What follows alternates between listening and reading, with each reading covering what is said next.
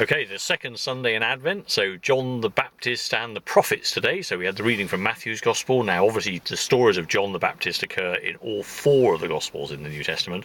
Matthew keen to show us that sense of people coming out to be baptized and forgiven of their sins. People came out to the desert.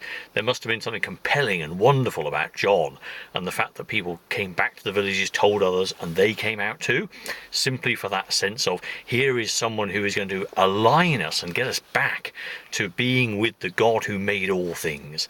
And that's really glorious. And so in our outwork and our witness today for what that means for us, of course, the need always for us ourselves to be signs, good signs, positive signs, understandable signs, signs that actually point towards God and showcase things. It was an opportunity to go back through the decades and show people, of course, this wonderful t-shirt, of course, the symbol of Rush and 2112, a symbol and a sign which at a Rush concert would mean that loads of balding 50-year-old blokes like me would all go absolutely wild at the wonderful music that was about to go on. Signs come in all shapes and sizes, just as we do.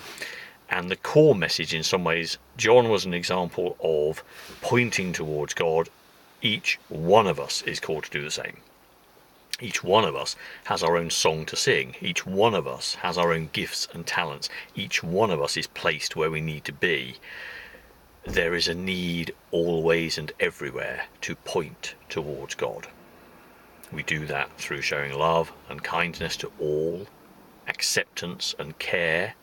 We do that by showing that we are fired from within by something that is just so wonderful. We call it good news for a reason, because it is life-changing, affirming and wonderful. Strength where there is weakness, love where there is fear, peace where there is strife. This is the most wonderful thing. And for all of us who've been entrusted with a knowledge of God's love for us in our hearts, there is an imperative to be signs for other people. And that is a 24/7, 365 job. Every encounter, every conversation, every action, we are signs. And how are we going to be viewed? Are we signs that point to God and talk of glory and creation and joy and affirmation? Or are we going to be negative and destructive? So, good signs. Each one of us needs to be a good sign, pointing to God, the God we adore and the God that we love.